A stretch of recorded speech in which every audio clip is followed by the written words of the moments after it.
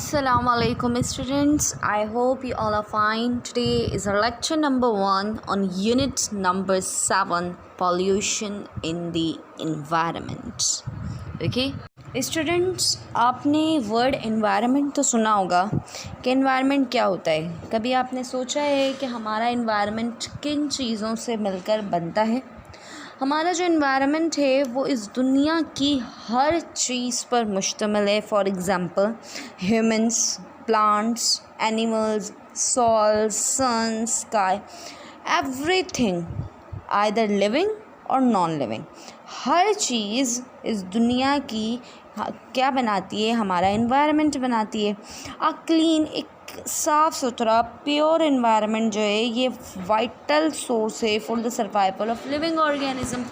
अगर ये जो प्योर और क्लीन जो एनवायरनमेंट है वो हमारी सेहत के लिए भी अच्छा है और हमें ज़िंदगी गुजारने में भी हेल्प करता है। कुछ सालों पहले इंसान जो थे उनकी जो नीड्स थी, उनकी जो ज़रूरियात थी वो लिमिटेड थी। इंसान को इतना कुछ नहीं चाहिए होता था जो अब इंसानों को चाहिए।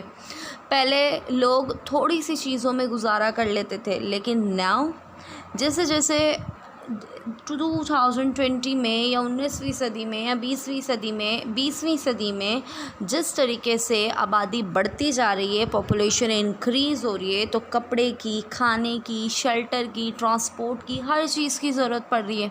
हर चीज़ बढ़ रही है। तो इन नीड्स तक पहुंचने के लिए इंसान फैक्ट्रीज़ बनाता है, मशीन्स बनाता है। क्या करता है? फैक्ट्रीज़ बनाता है, मशीन्स बनाता है।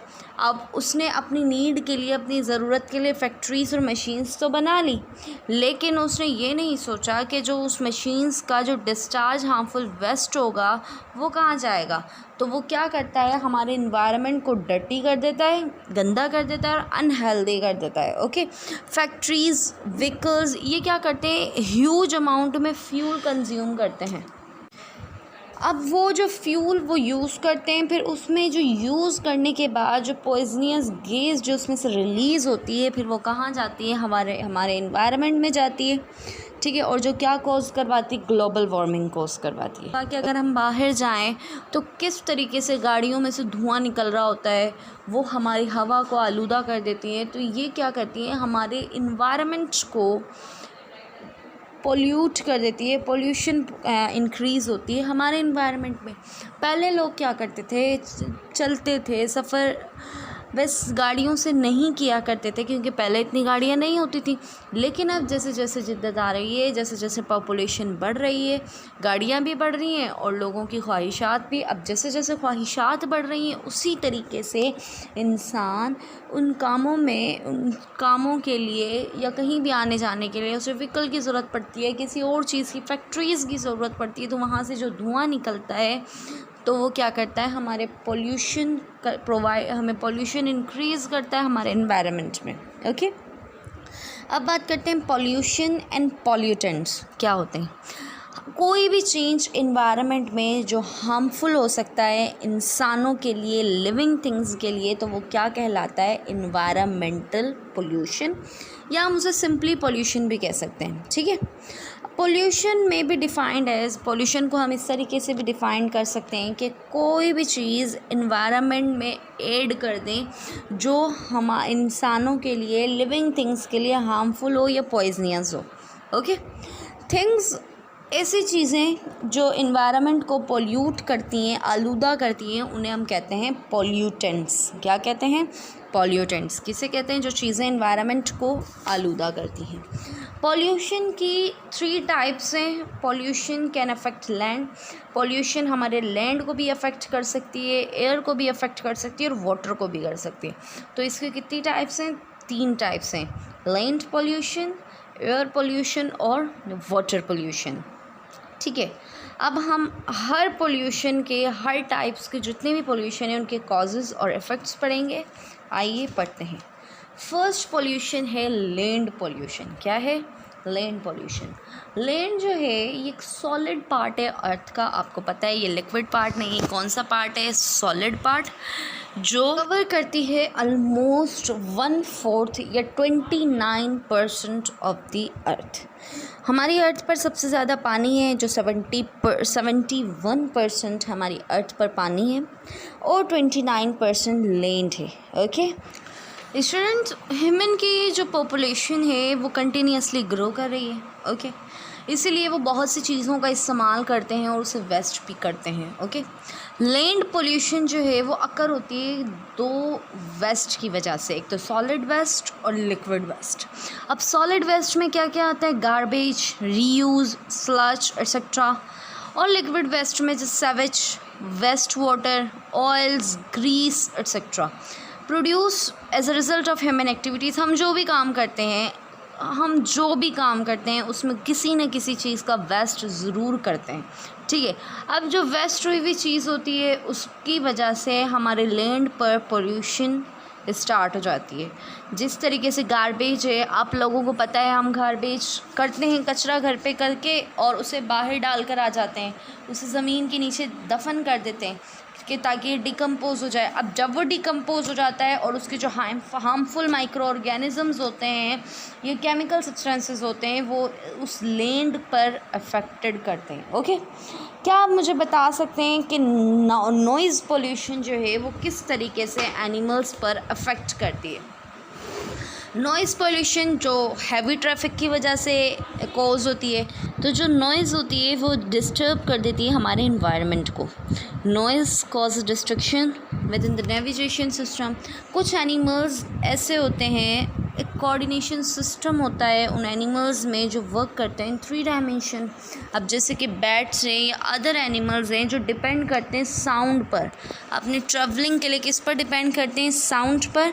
और जब नॉइज़ पोल्यूशन ज़्यादा हो जाती है तो वो जो बैट है वो उस नॉइज़ के पीछे पीछे जाते हैं और उस जिसकी वजह से उनकी डेथ भी कॉज हो जाती है। ओके अब कॉजेज़ क्या हैं लैंड पोल्यूशन के? तो मेनी ह्यूमन एक्टिविटीज़, हम बहुत से काम करते हैं जिसकी वजह से लैंड पोल्यूशन कॉज होती है। कुछ आपको दिए गए हैं, चलिए पढ़ते हैं। गार्बेज हम क्या करते हैं? उठाते हैं अपने घर से और लैंड को फिल करके उसे ज़मीन के नीचे दफना देते हैं, इन सॉइल में दफना देते हैं। जब वो डीकम्पोज हो जाता है वहाँ पर तो उसके जितने भी ट्रेशेस होते हैं वो सीप्स हो जाते हैं सॉइल में। मींस जितने भी उसके हार्मफुल ऑर्गेनिजम्स होते हैं या हार्मफुल डीकम्पोजर्स जो केमिकल्स होते हैं वो सॉइल्स में मिक्सअप हो जाते हैं और वहाँ पर प्लांटेशन नहीं हो सकती और वो जो हमारे एनवायरनमेंट को पोल्यूट कर देते हैं। ओके अब इम्प्रॉपर डिस्पोजल, इंडस्ट्रियल वेस्ट जो होता है, मतलब इंडस्ट्री के अंदर, फैक्ट्रीज़ के अंदर जो वेस्ट सब्सटेंसेस होते हैं वो भी सॉइल पोल्यूशन कॉज करवाते हैं। ओके अगर हम लार्ज अमाउंट में पेस्टिसाइड्स, फर्टिलाइज़र्स यूज़ करते हैं इन फार्मिंग में, किसान जो हैं अब नाउअडेज़ ज़्यादा अनाज के लिए या ज़्यादा रिप्रोडक्शन के लिए, ज़्यादा ग्रोथ के लिए वो पेस्टिसाइड्स यूज़ करते हैं, फर्टिलाइज़र्स, केमिकल्स यूज़ करते हैं, जिसकी वजह से भी लैंड पोल्यूशन कॉज होती है। क्या कॉज होती है? लैंड पोल्यूशन कॉज होती है। ओके अब इस लैंड पोल्यूशन के हमारे इन्वायरमेंट पे क्या इफ़ेक्ट हैं, चलिए पढ़ते हैं। तो लैंड पोल्यूशन के हमारे लिविंग थिंग्स पर, हमारे इन्वायरमेंट पर बहुत ज़्यादा हार्मफुल इफ़ेक्ट्स हैं। लैंड पोल्यूशन जो है उसके सीरियस इफ़ेक्ट्स हैं जो लिविंग ऑर्गेनिज़म्स को या लिविंग थिंग्स को ज़िंदगी गुजारने के लिए मुश्किलात का सामना करना पड़ता है। ओके फॉर एग्ज़ाम्पल, जैसे कि अगर हमने प्लांट्स ग्रो करवाने सॉइल में, जो पॉल्यूटेड है सॉइल हार्मफुल केमिकल से, क्योंकि हमने वहाँ तो डिकम्पोज करवाया था गार्बेज को, जिसकी वजह से वहाँ पर हार्मफुल केमिकल्स आ गए। अब हम वहाँ प्लांट्स ग्रो करवाना चाहते हैं, ठीक है। अब जब हमने प्लांट्स ग्रो करवाए तो जो living things and up eating the harm, अब जब वो ग्रो कर जाएंगे तो जो हार्मफुल केमिकल्स हैं वो उस प्लांट्स में भी आ जाएंगे। अब वो केमिकल्स वाले जो प्लांट्स हैं उसमें जो फूड ग्रो होगा या फ्रूट्स ग्रो होंगे, उसे जब हम इस्तेमाल में लेंगे तो वो केमिकल्स जो हैं या वो कोई केमिकल्स हमारी बॉडी के लिए, हमारी हेल्थ के लिए अफेक्टेड होते हैं, ठीक है, वो हमारे स्किन रैशेस, हेडेक, सर में दर्द, स्किन रैशेस स्टार्ट कर देती हैं। किडनी में, लिवर में डैमेज हो जाता है उन केमिकल्स की वजह से, इवन के वो कैंसर भी कॉज करवा देती हैं। ठीक है, तो क्या आप ऐसा खाना खाना चाहते हैं जिसमें हार्मफुल केमिकल्स हो, जो अगर आप खाएं तो आप बीमार पड़ जाएं, आपकी हेल्थ अफेक्टेड हो? क्या आप खाना चाहते हैं? नहीं ना। अब जो प्लास्टिक्स होते हैं, पर्टिकुलरली प्लास्टिक जो बैग्स होते हैं, वो क्या करते हैं, एक एनिमल के लिए, इंसान, जानवरों के लिए, वो उनके इकोसिस्टम में पोल्यूशन कोज करवाते हैं। अब फॉर एग्ज़ाम्पल फ़िश है या दूसरे जो वाटर क्रिएचर्स हैं, वो प्लास्टिक को क्या समझती हैं, ये कि उनका प्रे है, होस्ट है, तो वो क्या करती हैं, उस बैग को सेलो कर लेती हैं, निगल लेती हैं, जो क्या करते हैं, उनका जो डाइजेस्टिव सिस्टम होता है उसे डिस्टर्ब कर देता है। ओके, बर्ड्स जो हैं वो अक्सर प्लास्टिक बैग्स पर चॉक कर देते हैं, जिसकी वजह से उनका जो डाइजेस्टिव सिस्टम है वो अफेक्टेड होता है। Okay, I hope that you all have understood about the land pollution, pollutants and pollution. Okay, I hope that you all have understood. Thank you.